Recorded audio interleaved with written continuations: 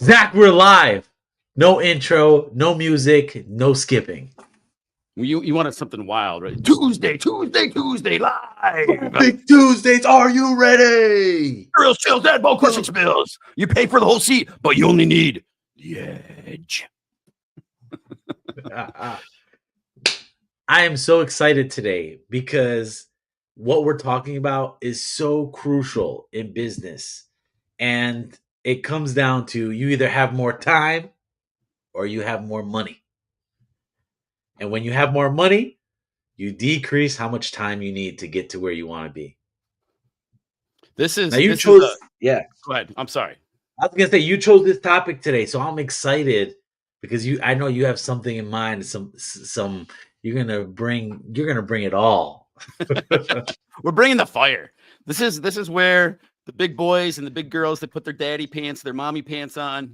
This separates posers in business from actual people that study the art of business. We all have two professions. You've heard me say this a million times. The thing that we do, and then we got to get eyeballs on it. And we talk about this all the time. You could be the best heart surgeon in the world, a miracle maker of that. But if you don't have patience to operate on, you're not going to have food with your meals. And this is where, in the beginning, there's something that I will often coach businesses is we lead with revenue. Maybe you don't have time to launch a $10,000 YouTube campaign. That's fine.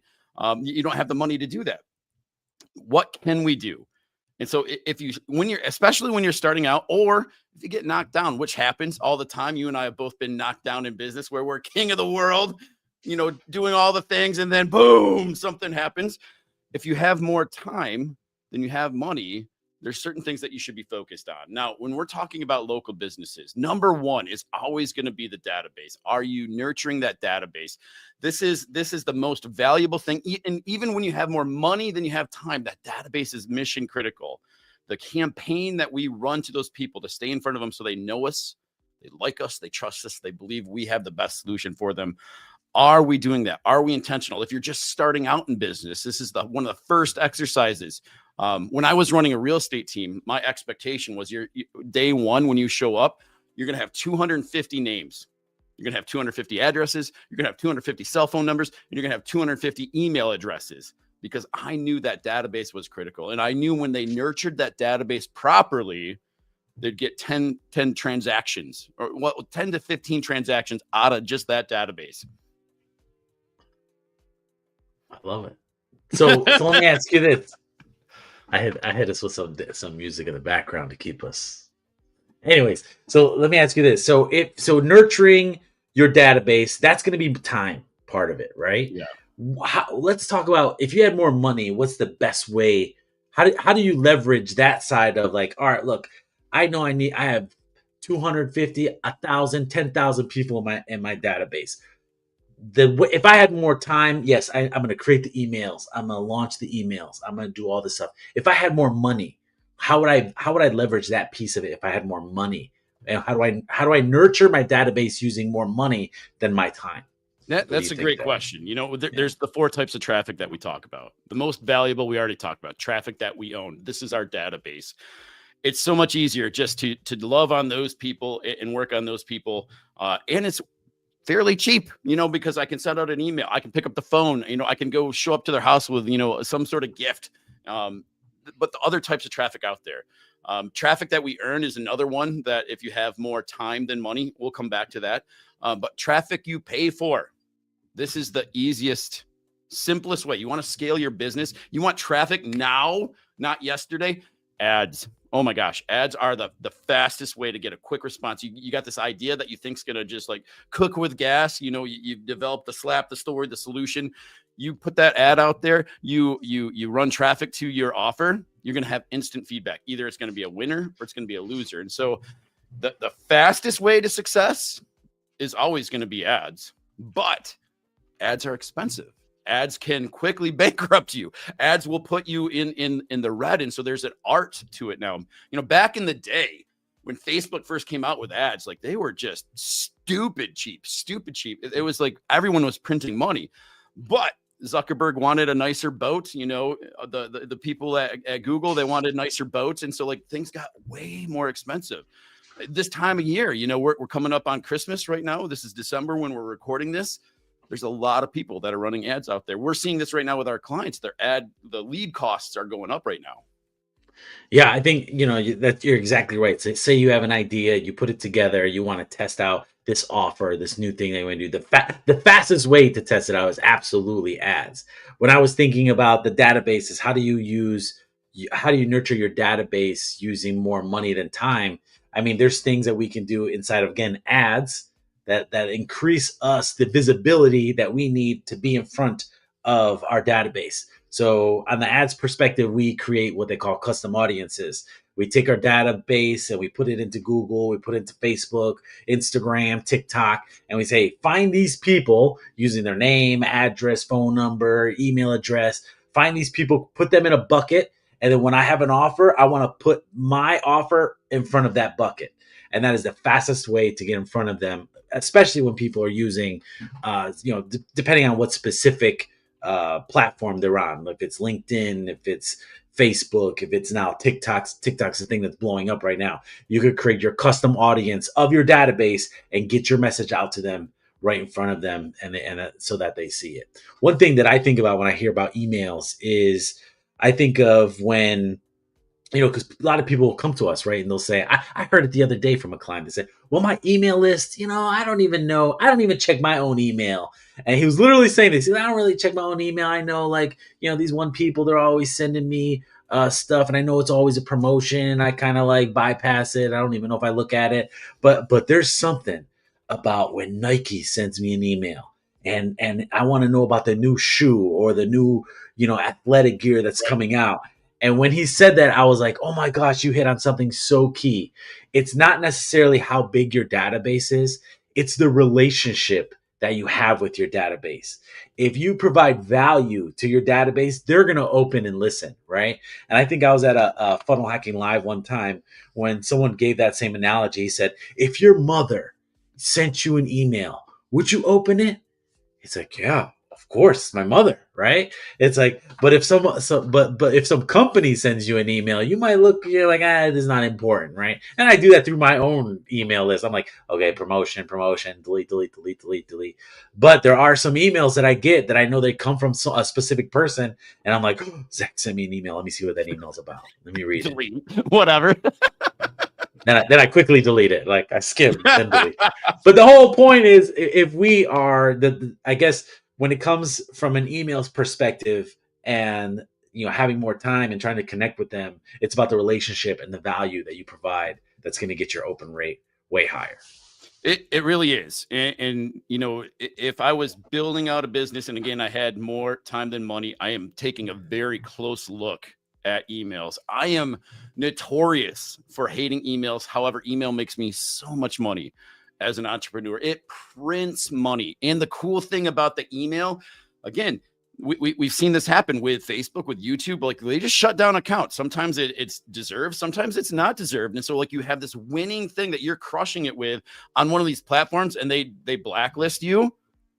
You're screwed unless you own your database. And so when you're doing those things, that's great. Print money with it, but make sure we're collecting that. We're putting that into our database. We're growing the thing that is the most valuable asset that we have in the business. Now, I was talking earlier about the heart surgeon, right? So you're the most talented heart surgeon, your most talented contractor, the most talented heating and cooling guy in the world. But if you don't have eyeballs on your business, you're not going to have food with your meals. And so by necessity, there's two things that we have to do, the thing that we do and the marketing, getting the traffic to us. So I want to ask this question. With a lot of the businesses that I coach, opportunity comes every once in a while. And if we're being students of the game, not just being the best contractor, the best drywaller, the best whatever, we're also building the business. You're able to take advantage of that opportunity. If a level 10 opportunity comes, which doesn't come often in your life, and you have level 10 skill set, you're going to explode, absolutely explode. And so whether or not you want to explode in business, if you want to have a consistent business, a business that grows, a business that when the market shifts, you can shift, you can pivot with it, it's very important to raise that skill set. And I want to talk about, this was actually from one of my mentors, where he talks about the keys of understanding money. It's often said, what is the root of all evil, Michael? The root of all evil is for the love of money. Notice the nuance he put in there. It's not money, it's the love of money. It's a big deal. As a Christian growing up, I definitely have a lot of beliefs on money. I was very wary of making money. Come to find out, it's the love of money. Money is a tool. It's amoral. It's like a brick. I can build a house with it, or I could smash a window with it. Money by itself is amoral. The love of money, if it becomes my master, is where it becomes an issue as a Christian here. When we understand that, part of the, like, I love that parable. I'm going a little bit preachy right now, and I love it. The parable of the talents. Like, God gives us these talents, right? And if you're called to be an entrepreneur, it's my firm belief that you're called to grow the business in an ethical, in a moral way, and in a big way. To do that, we have to change the way that we think about money. Now, think about, Michael, at a hotel. Like, we go to a hotel, we're going to Orlando, because right now it's like 3 degrees here in Michigan, which I like the cold. The cold is actually fun. It's the lack of the sun, but we're going to Orlando. We go to a hotel, you and I check in. It's awesome. Who's the hardest working person at that hotel? The hardest working person? I mean, I think it's the people who clean the rooms. Yeah, I think you're right. And I know you're right. Like, those people are busting their butts.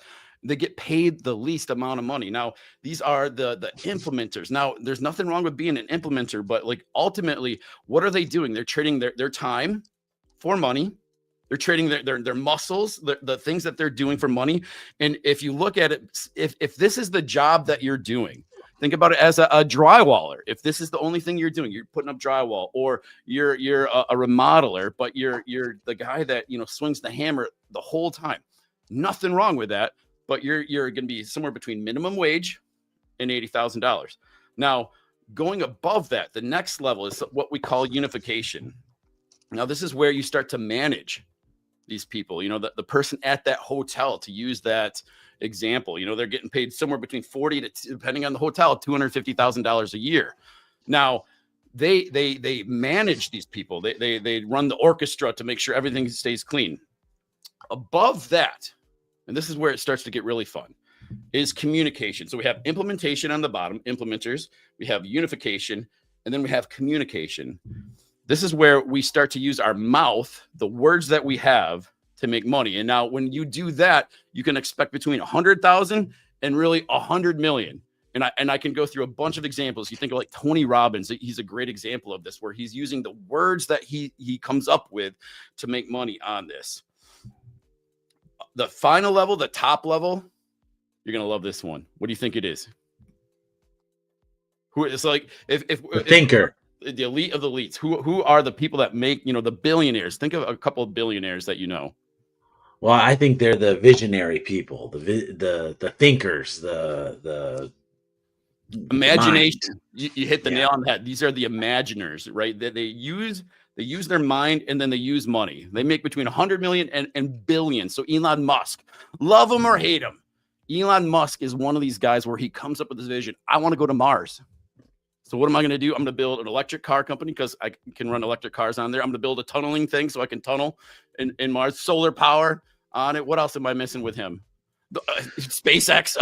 SpaceX, yeah, the one, the rockets. So we can get there. Like, all his companies, the internet, the Starlink, all these things are designed on that. And, like, it's the vision of him going to Mars, that he needs all these other things and builds all these other things. And so when we're in business, it's critical to think like this. We there's nothing wrong, again, with swinging a hammer. That's great. It's noble. It's great. However, if I want to make more money, I need to think differently. I want to see, like, how can I employ other people? How can I take that next step up and build my business? And it works in every single industry. Yeah, no, you're absolutely right. And as we kind of like bring this back full circle, like, you either have more time or you have more money. Like, again, how do you create more money so you can decrease that time? of that piece, and that's what level are you on, and what level do you need to get to so that you can increase your capacity and the amount of money you make. That way, you decrease that time to success. Yeah. Um, A critical thing of doing this is learning. Not for the sake of learning, but for the sake of wisdom, taking this knowledge that we get from podcasts like this, from books that we read, and then turning that into wisdom, tactical things that we can implement. It's a critical thing to be a master of the game. So I want to jump back real quick to the four types of traffic. We talked about this. So the most important traffic is the traffic that we own. It's our database. If you're not getting reliable and consistent business from that database, we're doing things wrong. If we're not growing that database, because the database is always dying. People are moving, people are getting hit by buses, whatever. Like, you have to continue to grow that database, because it will leave you. And then you have to nurture that database. Very critical. Nurture that database. Traffic that you earn. This is what Michael and I are literally doing right now. This is a free podcast that Michael and I have spent literally hundreds of thousands of dollars on our education. And that's not being facetious. That's hundreds of thousands of dollars to learn what we've learned, and we're giving it away. We're absolutely giving it away. And so that traffic that we earn, we're building a podcast. We turn it into shorts. We turn it into a podcast. We put it on YouTube.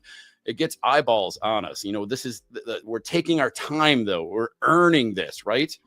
Then the traffic that we pay for, we talked about that, the ads there. The fourth type of traffic is a mysterious and awesome type of traffic. This is traffic that we borrow. When we're clear, and we talked about this a few weeks ago, on your avatar, the person that you serve at a high level, there's going to be adjacent industries that also serve those people.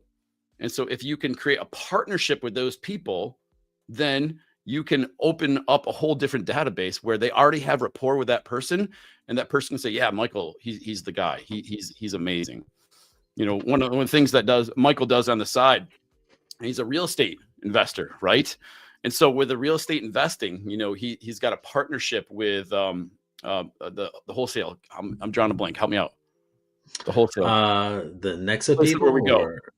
UWM UWM. What is it? United Wholesale Mortgages. Yep. Mortgage. The president there, he's a billionaire. If he was to stay on stage, like, oh my gosh, if you're thinking about investing in real estate, Michael's got all these products. You have to use him. Like, that would be an example of that kind of partner where he has all these connections here and could flood you with business. And so, traffic that's just with one sentence, right? So right. Who has your avatar's attention, right? That they trust, know, and like, and by one sentence can change the world. It was funny because me and my wife went into I don't know, some store yesterday. She wanted Christmas stuff, so we bought the Grinch tree and all these decorations, and we were like going through that, and the lady at the counter, she said, "Man, you have no idea when someone from TikTok goes on TikTok and one of our things go viral, everybody floods in here and empties the store of that thing, right?" And she said, "This year it's the Grinch." Right. And the reason why I even wanted something with the Grinch, because I saw this TikTok and I thought it was hilarious that this guy dressed up as the Grinch and he came in and like terrorized the family, and the little kids was stealing the gifts. And I thought it was hilarious personally. And I was like, I want the tree. Right. So that was that influence of it. But when we were there in the store, the lady was saying, she goes, "Wow, you have no idea how quickly a trend will happen. And then people will flood in to buy that thing." And it's really because that person has influencers, right? So that influencer has people watching their content, and then they make one move and boom, it shifts a whole market. So that is very extreme about that Great whole traffic that you borrow, right? How can you create yeah. relationships with those influencers? Now, if you're a local contractor, who are the local influencers that we can utilize to get eyeballs on your business?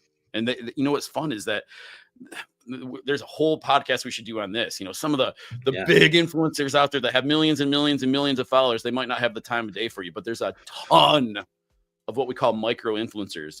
On TikTok, that would be somewhere between like 5 to 20,000 followers that, especially if they're local, they have a powerful sway on things. Like, what could you do as a partnership with those people to get eyeballs on your company? Yeah. Yeah, I think that's great. So I think, if you're in this if you're in this season of do I have more time or more money, like money is definitely going to speed up your time. But if you have more time, then focus on nurturing those type of relationships of the influencers. Focus on nurturing your database. Put out more content. That's your time. You got to put in the time to grab the audience that you're looking for, and that's all about creating content, being have a good relationship with your database, and find the people who have your audience that you can borrow the traffic from as well. I love it. Michael, if they want to talk more to us on this, where do they go? They got to go to www.cruxlocal.com and set up a free strategy session where we give away this type of content. We do we have an avatar booklet. We have all these things to help you with AI. So let's book up a call. Let's talk, and we can go from there. I love it. See you guys See you next time. soon.